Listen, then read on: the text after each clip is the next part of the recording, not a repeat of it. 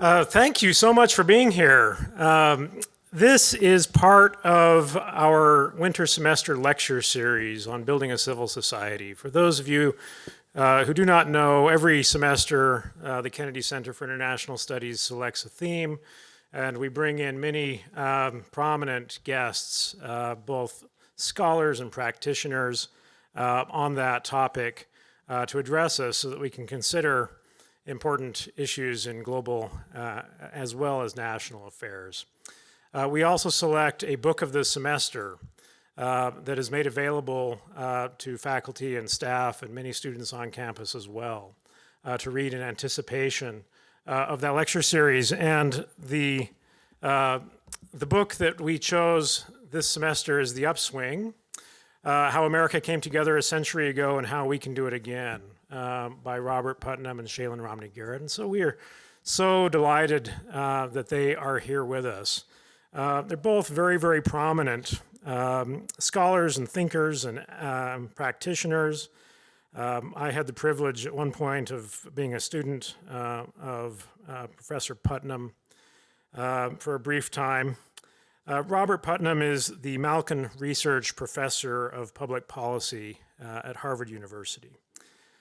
He's won about as many awards as a political scientist can win, right? And he's a member of the National Academy of Sciences, a fellow of the British Academy. He's the past president of the American Political Science Association. He's won the world's highest accolades for political scientists.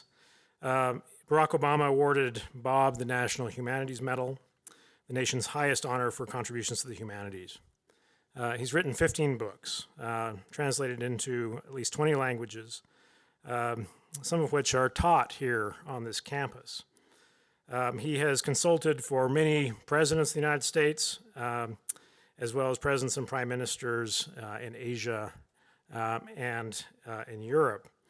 Just recently, he was invited by Pope Francis to visit with the Pope at the Vatican and share some of the insights from his research and from this book. And as a little bit of a teaser, this year at South by Southwest, there is a film, a biopic film about Bob Putnam and his work on social capital and trust in the United States, which will be coming out this year, called Join or Die.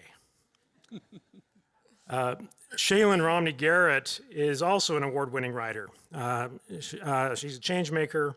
She's interested in pursuing connection, community, and healing in a fragmented world.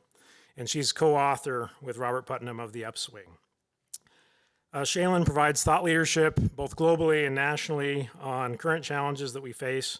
She's been part of Weave, the Social Fabric Project, an Aspen Institute initiative, and is a member of the Braver Angels Scholars Council and the Citizen University Civic Collaboratory.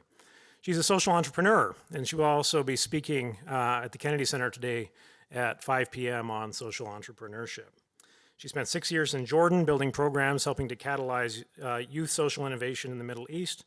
She holds a degree in government from Harvard University, is a returned Peace Corps volunteer, and perhaps most importantly, her parents are BYU graduates who went on their first date to the Wilkinson Center, the Varsity Theater, where they watched The Sound of Music.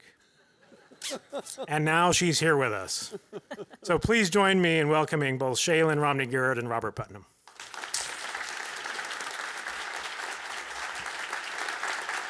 Thank you. Thank you for those kind words. Thanks for including us in this very impressive lecture series this year, class series this year. It's great to be back. I think I first spoke on the BYU campus probably before some of you were even born. I spoke at what I guess is called Constitution Day, if I got the right place, in the Danny Ainge hall or building, which I remember very vividly because Danny Ainge, I come from Boston, and Boston has a basketball team. I'm not sure whether you've, and in fact this year Boston Celtics are favored to win, and everybody attributes that to what Danny Ainge did before he left and came back to be the general manager, I guess, of the Jazz. So that's my effort to kind of ingratiate myself with you, because I actually don't know Danny Ainge, but I watch him on television. And it's great for me to be here and for Shaylyn and I both to have a chance to talk to you. What we would like to do is share with you some of the empirical findings of this study called the upswing. Why it's called the upswing is really an important part of the story, and we'll explain that as we go. There are sort of two halves to this talk and book, one in which we try to describe what's happened recently, and one in which we try to figure out what lessons that has to fix the problems in America. And I want to begin there with the problems. We have the next slide. America is in what my mom would have called a real pickle. Is that a term? You understand what I mean? It's a technical, scientific term. America's in a pickle because in virtually every dimension of our society, by the way, if you want to back there, if you want to stand, that's fine, but there's plenty of room up here, and I promise you no one will look at you when you leave. So if you want to come up here, do.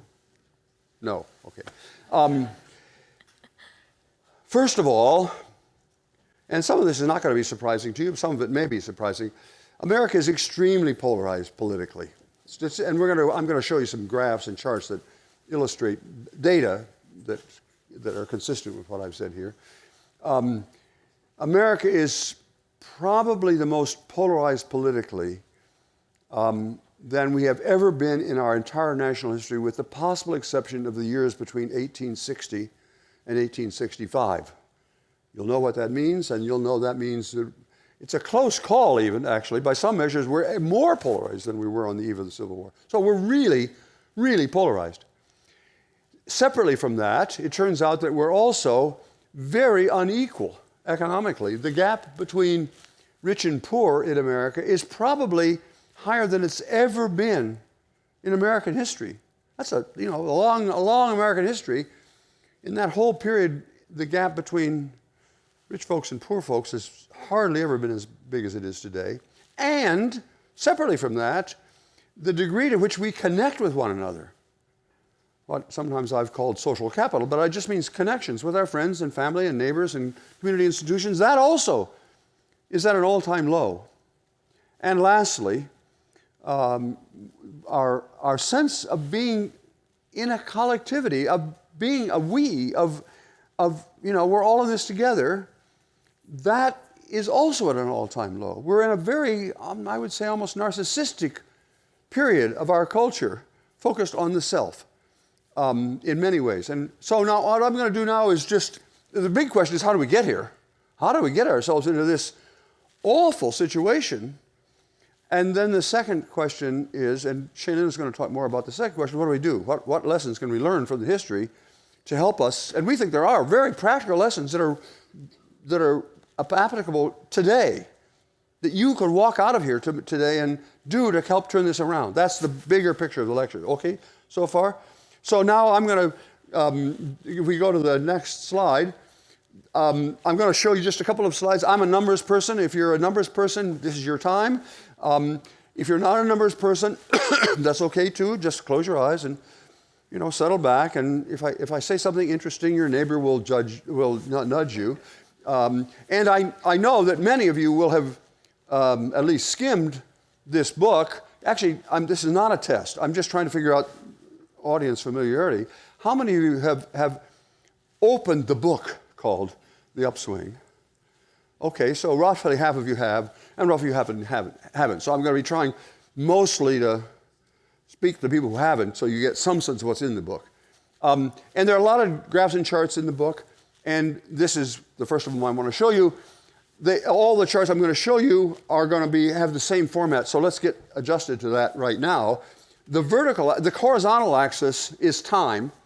So this is 1880 and 1890 and 1900, sort of, here's where I'm born, and this is when I'm in college, and this is when my kids were born, and this is when my grandchildren were born, and this is when they were in college, and my grandchildren, I have 7 grandchildren, and they're mostly now in their 20s and off making a living, and here we are in 2023. That's the horizontal axis. So as we move from here to that end, we're looking at the history of the last 125 years, roughly speaking. And the vertical axis is a measure of how well we're doing by any of these four areas: politics, economics, society, and culture. And up is always going to be sort of good. So in the case of political polarization, polarization is down, and because that's not good. And comedy, which is just our term for the opposite of polarization, is up. And you can see, therefore, that around the turn of the century, the last century, around 1900, America was very polarized. At that point, we were more polarized. We were slightly less polarized than we had been between 1860 and 65, but we were awfully polarized there. But you can see, beginning in the early years of the 20th century, we began to move and become a little less polarized. Still, in the big picture, still awfully polarized, but the trend was going in that direction. Does that make sense? I'm not going to spend any time with you telling you how we measured any of these variables, because this is it's not that kind of a class, although, believe me, I'd love to tell you, because I spent years and years working on all these numbers. And behind each of the charts I'm going to give you, there are 20 other charts that use 5 or 6 other measures of, in this case, polarization. So just to illustrate, one measure of polarization is the degree to which people in the two parties in Washington vote either together or apart. If we're not very polarized, there are going to be lots of Republicans voting on one side and lots of Democrats voting on that same side, and lots of Republicans and Democrats voting on the other side. In party terms, lots of overlap between the two parties. Does that make sense? But you know that number now, the number of people, Democrats who vote on with the Republicans or Republicans with Democrats, is essentially zero. That is, polarization could not mathematically be any more extreme than we are now. That's just one of lots of other measures. Lots of other measures include how do ordinary citizens feel about people in the other party, and how about in local government, all that. Now you're going to just have to trust me, but I know this is a good audience and you will trust people, and so trust me. They all show the same pattern, and the pattern is high polarization. Remember, high polarization means low cooperation, low inter-party cooperation, getting better and better, rising through the 20s and 30s and 40s, and you might think, well, people are cooperating because it's the wartime, but no, we keep going, and in the 50s we're still going up, and even into the 60s, we're becoming more cooperative. And that's an era of, almost none of you will remember this. Well, probably none of you will actually remember the fact. Some of you will read the history. There was a guy named Dwight Eisenhower who was president in that period. And he was the least partisan president in American history, other than George Washington. He didn't cause this. His election was a reflection of this. Just to make it clear, we were very, but then suddenly, silently, mysteriously, as the years went on, that trend reversed. You can see it reversed there in the 70s and 80s and 90s, down, down, down, down. The data in this book, because we had to stop collecting data and write the darn book, end in about 2015, 2015, but of course we've kept track of what's happening ever since, and now we're down here. The data, if I could actually put the data on the chart, we're now, that's what I meant when I said we're more polarized, way more polarized than we were then, and even we're about at the level of 1860 to 65.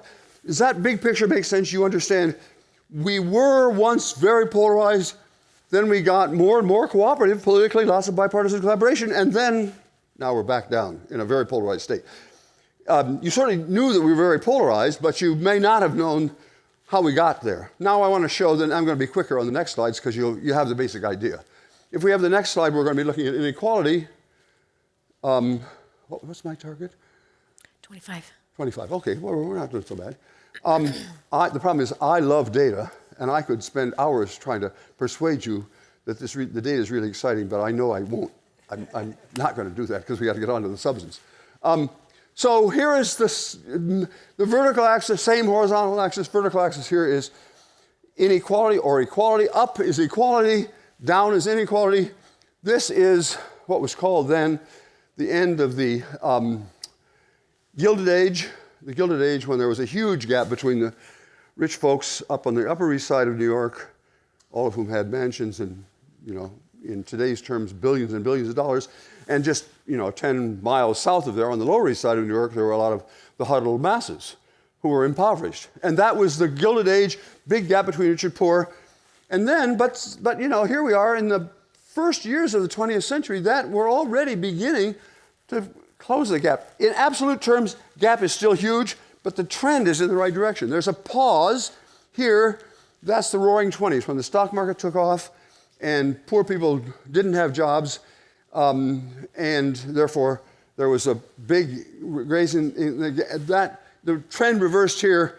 The trend of inequality reversed because of the Roaring '20s, but then now here, even before the Great Depression takes place, which is here, inequality goes up. Every year, you can see it there, every year, the rich people at the top are getting richer and richer, and the poor people at the bottom are getting poorer and poorer. And again, there are many different measures that we use for that. One is just the distribution of income.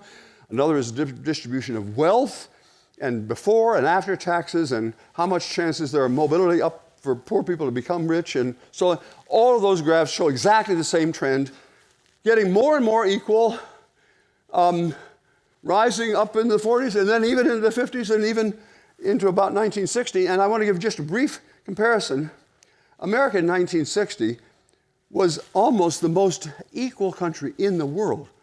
We were more equal than Sweden in the distribution of income. Think about that. It was astonishing how equal we were. And then things began to turn. 1960, and you can see gradually it goes down, down, down, down. This is the middle of the Obama years, and it looked like maybe the downtrend had ended. But actually, again, if we continue the numbers to now, it just goes sharply down. And part of that is patterns of public policy under the previous president, under President Trump, where the rich got tax cuts and the poor didn't. And then part of it is, of course, the pandemic, which also caused inequality to grow. We all know that part. You all know this part of the story. What you might not have realized is that's just the tail end. I mean, the growth in inequality has been going on, you can see it there, for 50 years. I mean, Trump was barely in grade school when this began. So it's not basically a story about Trump. It's a story about something deeper. Does that make sense? That the advantage of getting these really long pictures is you can see some of the things that people would say about what causes polarization or inequality or whatever can't be true. It can't have it may be that Trump, for example, was riding a little bit on the waves of this, but he wasn't causing these. They're much deeper historical waves. Let's have the next slide, which is social cohesion. This is a measure of the degree. Again, it's a measure of lots of different measures that all tell the same story: the degree to which people are involved in their community, the degree to which they join groups, the degree to which the degree to which their family is a big deal. In some periods, many people don't get married and they don't have kids, and in other periods, most people do get married and do have kids. It's a measure. Also in there are the measures of the degree to which people trust one another. So that's a measure of connectedness. It's what in some of my work, have called social capital. And again, you can see the same basic picture. Maybe Shaylyn later on will tell you what it looked like back here, but this is a period in which there was Americans were very disconnected with one another. In that period, many, many people remained for the whole of their lives as either spinsters or bachelors. Those were the language. I recognize that seems like old-fashioned language, but lots of people never got married, ever got married, and didn't have kids. But then gradually, and back there, most people didn't trust other people, but then gradually, you see again here, beginning of the 20th century, that begins to change. Still low social cohesion, but it's going in the right direction. Again, this pause in the a little bit of a plateau there in the 20s, but then going up here. And here in 1960, not only was there a high degree of involvement, for example, in PTA. Do you know what the PTA is? Parent-teacher organizations. Every year, the PTAs across America got hundreds of thousands each year the increment was hundreds of thousands of people. And it seemed like it was going on forever. Everybody in America would be a member of the PTA. But then suddenly that stopped for all sorts of organizations, PTAs and bowling leagues. That's a reference to a great book you ought to read, actually. And then sort of sharply downwards, steadily downwards, and keeps going down. And you know what that looks like now. You probably know. You know that lots and lots of young people in America never get married. They're not in this room, but there are lots and lots of young people who will never get married and won't have kids. And it's just like it was back 100 and whatever it was, 125 years ago. Do you see what I'm trying to make you feel what this chart is telling you by reference to the parts of the chart that you've experienced. Most of the people in the room have never experienced anything of this chart except like from here on. But you know what this looks like, and I'm trying to show you what it used to look like. Last, I'll be quick about this. I'm almost supposed to be done by now, aren't I?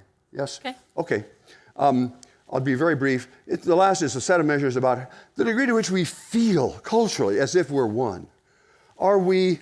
Do we feel like we want to connect with other people, or are we narcissistic, focused only on me, me, me, me, me?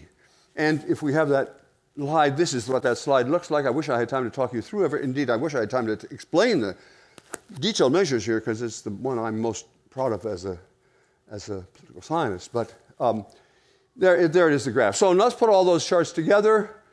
You see, and you'd already guessed this, we've looked separately at politics, economics, society, and culture, and we've seen these four different slides, but they're not four different slides. They're the same picture. You see what you should, as a statistical matter, your mind should be blown by now. How could it be that all of these features of American society were moving in rhythm? But they were. And so, since that's true, we can put them all in one single slide, and that's that. This slide summarizes to a remarkably accurate degree how America changed. Beginning over here, we were an I society, unequal, disconnected, fighting with each other politically, focused on the I. And over here, we were all very much connected, and we were equal, and we were politically cooperative, and we were culturally we thought of ourselves as a single country. But now, we're back like we were over there. In some respects, even worse by the time you get out to 2023, which is out here, even worse than we were there.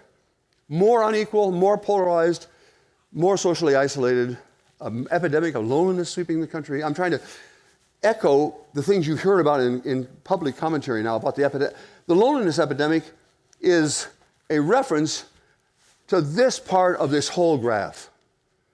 And we think of ourselves now as we're an I society. That's why we've come to call this the I curve. So that's the data, but Shaylyn, tell us what it means. So Bob and I like to think of ourselves as a good team because he's the numbers guy and I'm the storyteller. So if you closed your eyes when he told you to a little bit before, because you weren't that into the data, I'm with you. But now's the part where you get to open your eyes. So let's talk a little bit about what this means.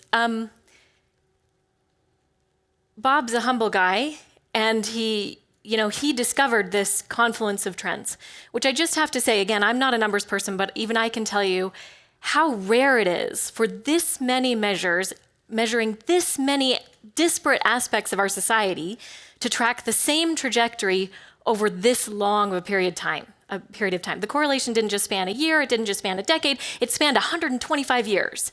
And so what that means is that it passes something Bob likes to call the interocular trauma test. It hits you between the eyes that there's something going on here, right? So what is going on here? We're not the first commentators or scholars or writers to point out that America is in this multifaceted crisis. In fact, one of the early reviewers of our book said this is another addition to the How America Got Into This Mess genre of literature. lots of people have spotted this downward trend, the fact that things have gotten worse and worse over the last half century. But rarer is those who have spotted the upward trend that preceded it. Because there's a couple of ways that you could look at this graph. You could look at this and say, you know what we need to do? We just need to turn back the clock and get to that part of our history when everything was better. We need to make America great again, right?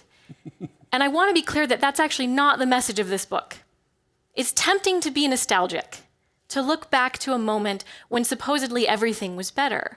But there's a couple of problems with that. Number one, of course, is that period of American history and the we that we had built toward during that moment was a very flawed we.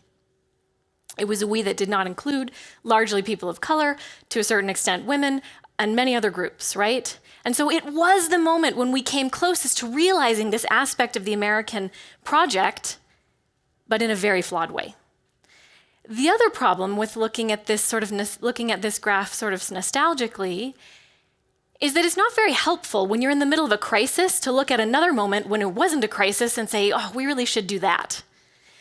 In fact, we feel that if there was a historical moment whose lessons we need to learn, it's not the moment when we had everything figured out. It's the moment that most looks like the moment we're living through today. And that, I think, is one of the most breathtaking findings of this data, is that we have been in a mess just as difficult, just as multifaceted as the one that we're in today. We've been there once before, but we got out of it. We fixed it. We righted the ship and got things moving in the right direction again. So if ever there were a moment whose lessons we need to learn, it's not the moment at the top of the curve, it's the moment at the bottom of the curve when Americans figured out how to turn it around. Because one of the ways in which America was so similar back then during the Gilded Age to today is there were all these doomsday prophecies about the end of democracy. The American experiment had failed. Tyranny, oligarchy, plutocracy, all is lost. Does that sound familiar? We hear a lot of that in the media and in commentary today. But the thing that's so fascinating about the last Gilded Age is that none of those doomsday prophecies were fulfilled. On the contrary, and in quite an unexpected way, we entered this multifaceted, multi-decade upswing in which all of those negative trends started moving in the right direction again. And at some point, that reversed. But what we want to know is, what can we learn from the time when we got up and out of this and into an upswing? How can we recreate that upswing today? So I want to spend the remainder of our time together just looking at a few of the lessons from this period. So if we can go to the next slide.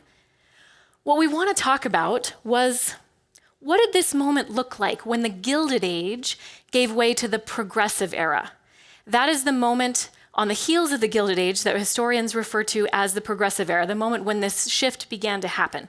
Now, I want to pause just briefly and make sure that we're all on the same page about what I mean when I say progressive. We hear that term a lot today, and generally today we're hearing it referred to as what I'd call small p progressivism. That is progressivism referring to the leftmost end of the political spectrum, right?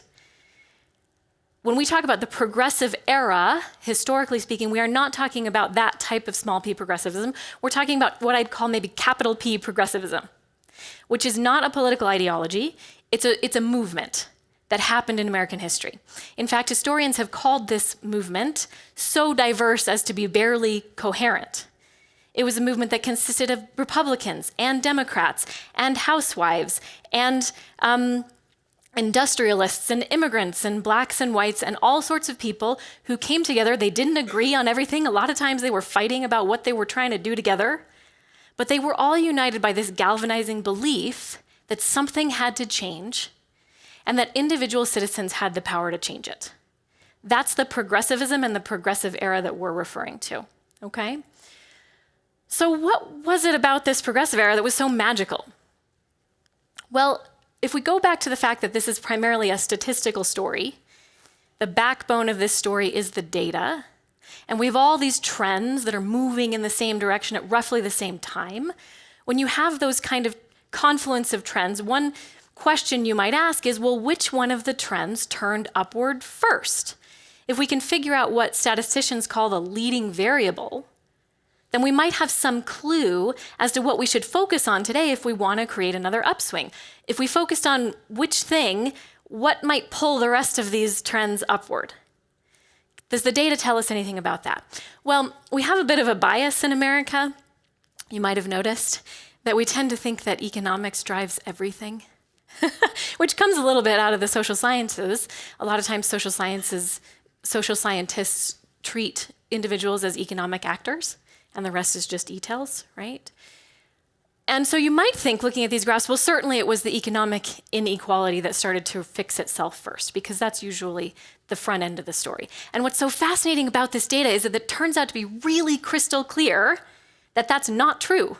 In fact, the movement toward economic equality was a lagging variable. It was the last thing to change, which is really interesting because a lot of times we hear debates today where we say, if we could just get the economic inequality fixed, then we would all feel like we're in this together and our problems would be solved.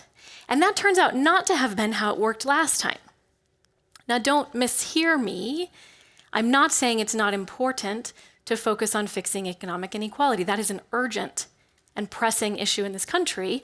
But what we learn from this data is actually that maybe there's something underneath that we have to get right first. So if we know that economics was a lagging indicator, well, do we know what the leading indicator was? This is a little bit hard to say because we're dealing with, as Bob indicated, so many different data points. And from a sort of statistical perspective, we're looking really far back in time, 125 years ago. And so sometimes we like to compare it to being on the ground, looking up at a flock of birds in flight. And there's lots and lots of birds up there, and they're all moving in the same direction, and you're 1,000 feet down, and all of a sudden you see them shift, and there's a turning point. They move in a different direction. And you think to yourself, which of those birds led the way? It's really hard to tell from that far away. And that's a little bit what we're dealing with here with this kind of a data, this sort of huge data sets that we're dealing with here. But what we can see when we pair the data we have with the historical record is that it begins to be really clear that the first thing that changed during the last upswing was a moral and cultural shift. Before we started changing our economics, before we started changing our politics, we started to question the cultural and moral underpinnings of our society. Now, what did America look like culturally during this Gilded Age? Not too long before the kind of 1880s, 1890s period, a guy named Charles Darwin came onto the scene and articulated the survival of the fittest. And this was a theory that spoke specifically to how the biological world works. But there were people who said, well, if that's how the natural world works, that's how society should work. We'll just structure it as one giant competition, and only the strong will survive and the devil take the hindmost. And that was called social Darwinism. Now, Darwin himself did not subscribe to this particular belief, but in his name, it became this cultural milieu that characterized the Gilded Age. It was a very I-focused, very self-centered way of seeing the world, right? And into that cultural moment came a movement called the social gospel. And this was a movement that came out of religious circles first. It was evangelical Protestant preachers who began to say, America doesn't just have economic problems or political problems, we have a moral problem. And at the heart of that moral problem is Christians not living their own moral values. Really interesting critiques of not only of the way that Christians were living their faith theologically. This was a time of very individualistic way of viewing religion. I'm concerned with my relationship to God, and I repent for my own sins, and everybody else, that's sort of their business. But these social gospelers came along and say, we don't need to just be concerned about individualistic morality, what I and my relationship to God looks like. We need to be concerned about creating a moral society, that our society is behaving in a moral way. And they began to put forth a vision of what that might look like. And again, this started amongst the religious, but it spread more broadly to the culture. And it began to inspire a generation of reformers to think differently about what our society could look like. And those reformers were the capital P progressives. So a couple of things that we know. If we want to see another upswing today, it's likely that it's not going to be a policy or an economic solution that comes first. We've got to get at something underneath, something deeper, what one of the social gospelers, Washington Gladden, called our primary conceptions. We have to address those first. So we're going to need to do that again today, most likely. But who were these progressives? Well, first of all, one thing we know that they were young. They were very young. Some of the most famous progressives, we tend to think of them like Jane Addams, who founded Hull House in Chicago. You see these pictures of her when she was in her 80s. She was receiving the Nobel Peace Prize. And we forget that when she started doing her work, she was under the age of 30. In fact, almost all of the reformers that led the ideas and the organizations and the movements of the progressive era were under the age of 30 when they did their most important work. This was a youth-led movement, largely because it was a movement filled with young people who were living in a completely different world than the world their parents were brought up in. Does that sound familiar today? These people had lived through the Industrial Revolution. Their parents had lived on farms and lived in tiny towns in the middle of nowhere, and all of a sudden they were living in big industrialized cities and had to recreate a sense of how they were going to make democracy work in that setting. We are living through a very analogous period today, and we have to look to our post-boomer generations, our youngest Americans, for the innovative solutions that transcend our ideological debates to find the solutions that are going to push us forward. It's you that are going to do this. You didn't create this problem, but you're going to have to solve it. Another thing we know about the progressives is that they prioritized something called association. That's kind of an antiquated term. That's the term they would have used for it. What today we might call it connections or relationship or community. They saw the importance of bringing people together, both as an end and as a means. As an end because they were lonely, right? These were young people who had moved off of farms and into these cities, and the sort of old social structures that used to bring people together, the quilting bees and the barn raisings, just weren't going to cut it in Chicago. And so you have people like Paul Harris, the founder of the Rotary Club, who had moved from a small town in New England to Chicago to become a lawyer, and he just didn't know anybody. So he invited 3 other professionals to come together and start having lunch together. And soon they started realizing that they had the power to do things together that would benefit their community and their city. And out of that grew the Rotary Club, one of the largest service organizations in the world, whose motto is service above self. A very pithy summary of this movement from I to we. So the progressives really prioritized bringing people together, particularly people across lines of difference, bringing people from that Upper East Side down to the Lower East Side so they could have conversations and meaningful relationships with immigrants who essentially were living in a different country up until that point, right? Okay, I want to leave time for questions, so I'm going to cruise through the last of this. A lot of times when we look at the story of the progressive era, if any of you have studied that in your history classes, you'll probably think, oh, well, the progressive era, that was when we did all these big, huge national programs that changed the face of our nation. Child labor legislation and multiple constitutional amendments were passed, and we changed the way we did our elections in this country, and we did trust busting, and we created the Consumer Protection Agency, these huge federal programs, right? And oftentimes we think, well, that was the story of the progressives. They had a blueprint for how they were going to change everything from the top down, and they went about putting that into place. We believe that that's actually a false story about the progressive era. When you look at this movement, it actually began very much at the grassroots. People were working in what the progressive Louis Brandeis called the laboratories of democracy, beginning to solve problems right where they were, right on their own doorsteps. And what's so fascinating is if you look at the big national programs that ultimately changed the face of this nation, many of them were modeled after successful experiments that were happening at the local level, at the municipal level, and at the level of the state. And they went viral, and they bubbled up and became models for things that changed our nation. There's so many great examples of that. I wish we had more time to talk to it, but speak to those examples.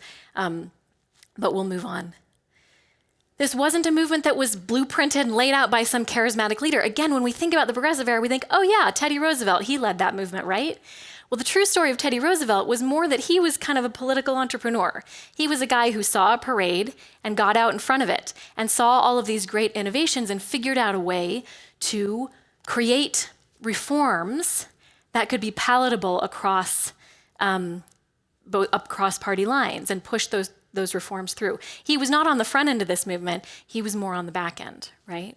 So today, we're going to be looking for a movement led by young people, a movement that's not afraid to articulate our problems in moral language, a movement that prioritizes bringing people together across lines of difference, that really focuses on trying out solutions at the local level, and that isn't looking for some national savior to come and bring us out of our misery.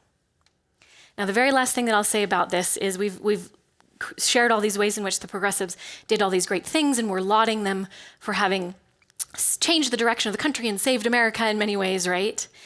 But not everything that they did was great, and not everything that they did was perfect. There were many cautionary tales that come out of this period as well. And I don't have time to go over all of them today, but we go into this in some detail in the book.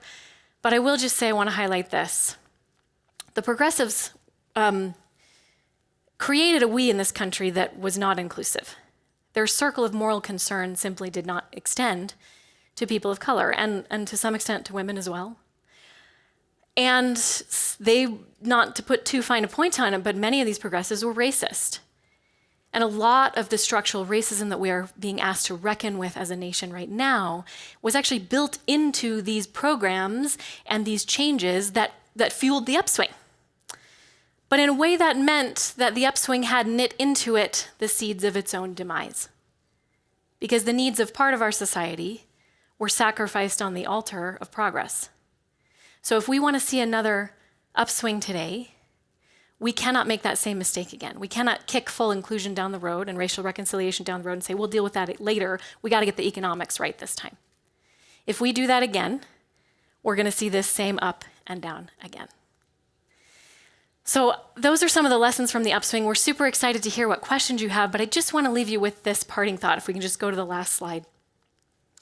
This is a quote from Teddy Roosevelt, and we love this quote because we really feel like it really sums up the lesson of all of this data, which is this: the fundamental rule of our national life, the rule which underlies all others, is that on the whole and in the long run, we shall go up or down together.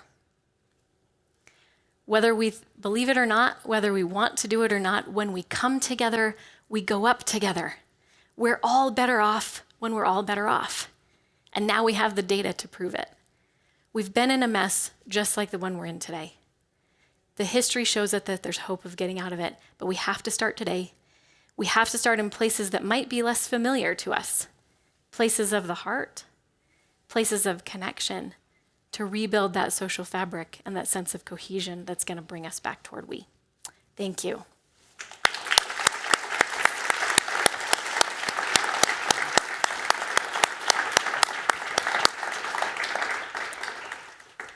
Thank you so much, Shaylyn and Bob. You've given us a lot to ponder and a lot to discuss. By way of process, we will go until 1 p.m. today. I recognize that some of you may have classes that begin at 1, and if you need to leave before our discussion starts, you're welcome to do that now.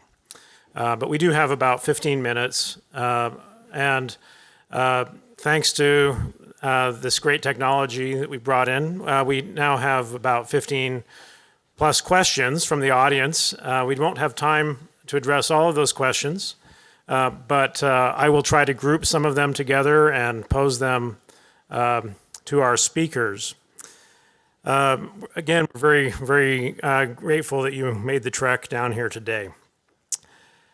Shaylyn, toward the end of your comments, you acknowledged that social cohesion and unity and comedy that was discussed maybe looked different in the first half of the 20th century. And we have a number of questions that are asking for a little bit more detail on that. For example, some have suggested that the first half of the 20th century was a unity that was just too narrow and too conformist to do justice to the real promise of America. Another question asks, how should we interpret the 60s? Which seemed to be a high point in many ways in your graphs. I've always understood that to be a very divided time in the country, but you have it as a peak in your model. with a follow-up question, should we be looking, as we think about unity, for greater agreement on values, or just trying to be better at managing deep differences? Well, we both want to talk about this. Yeah, go ahead. I'll do the 60s or something. I have the advantage of actually, over almost everybody in the room, and actually remembering the 60s. I'm 82, and if you remember those slides, the turning point is sometime around 1962, 63, 64. I graduated from college in 63, and I voted for the first time in 1964. That's relevant because actually, you might wonder what caused this whole collapse of Western civilization. I did. When I graduated from college and voted, then everything else. But to be more serious, the 60s, the 60s, and actually I'm not making this up, this is what all historians of the 60s say, the 60s was divided into two halves. The first half of the 60s was the 60s of communes and love and the summer of love, and you can even see this, the first half of the 60s was when the Beatles were singing I Want to Hold Your Hand, and I Get By with a Little Help from My Friends. The first half of the 60s is the culmination of this, right? By that point, 50 or 60 years of becoming ever more connected.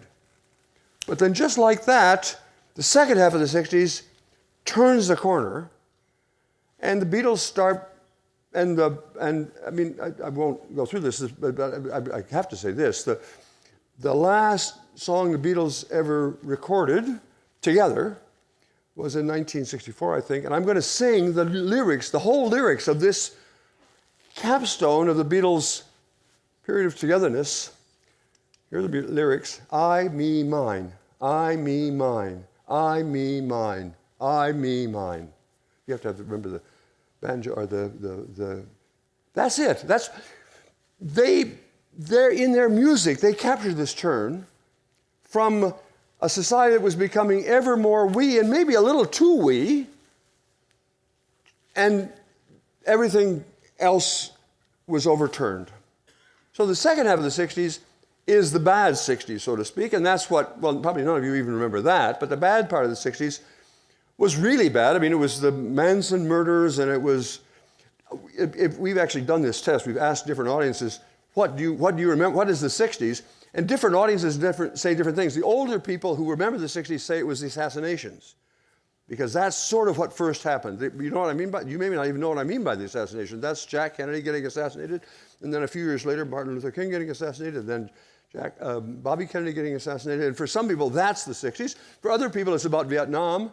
But not for everybody about Vietnam. For some people, it's about the pill, because the pill led to a dramatic revolution in sexual behavior.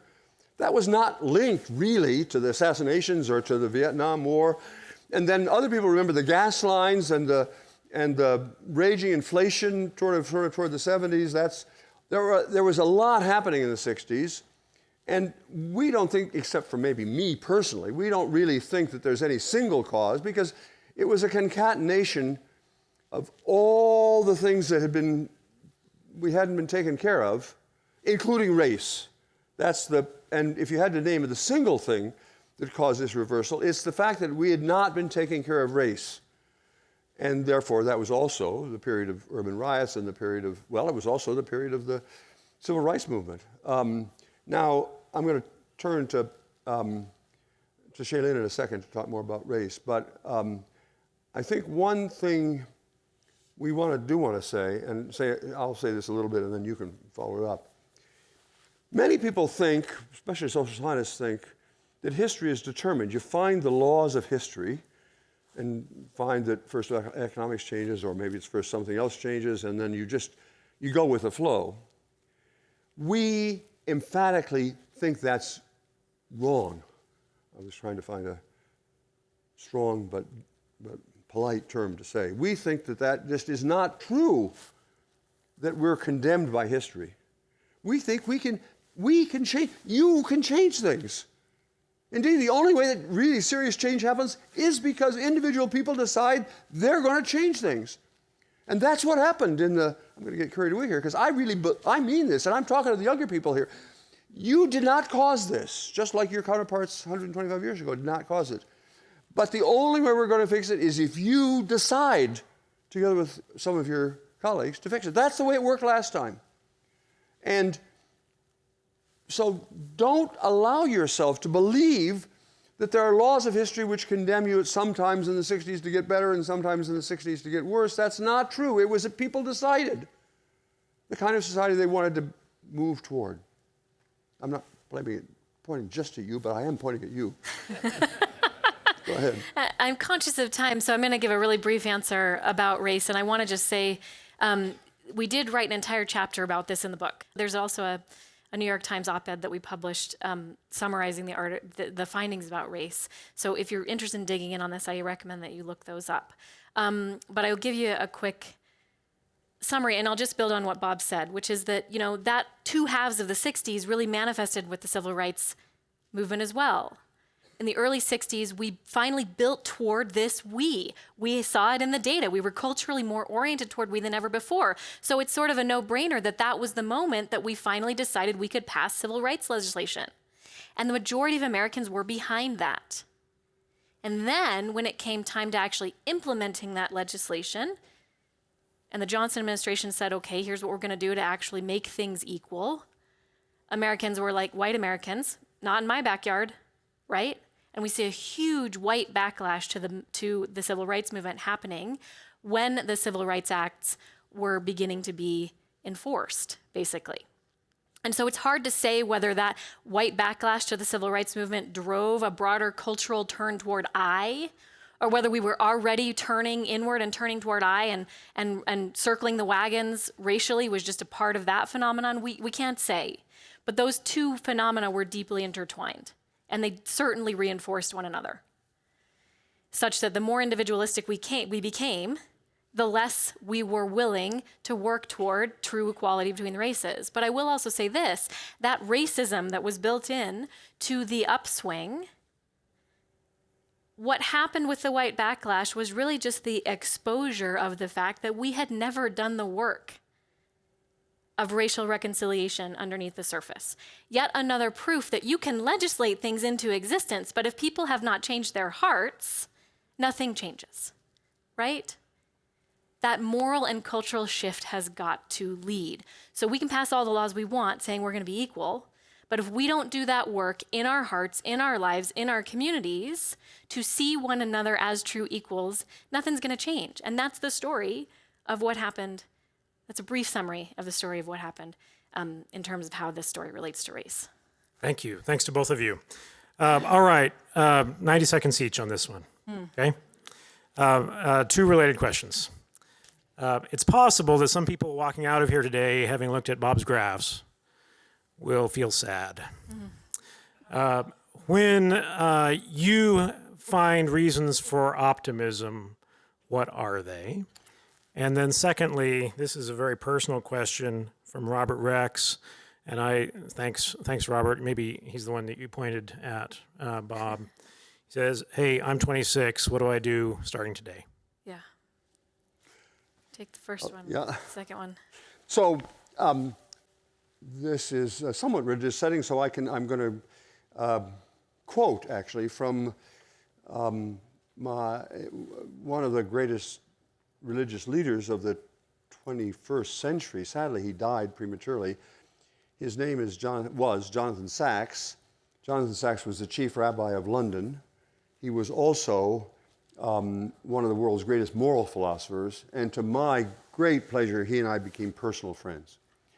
And actually, just 2 or 3 days ago, I took part in a very long memorial service for him that was actually held in Tel Aviv, but I was on Zoom, and Sacks is if you don't know the name S-A-C-K-S, Rabbi Jonathan Sacks, it ought to be required reading in any moral course. He's deeply, deeply religious, but he's Orthodox, right? So but on the other hand, he's also deeply human. That's the most amazing thing about him. Okay. Jonathan Sacks distinguished between hope and optimism. And I'm now just repeating what he said. Optimism, he said, is a passive virtue.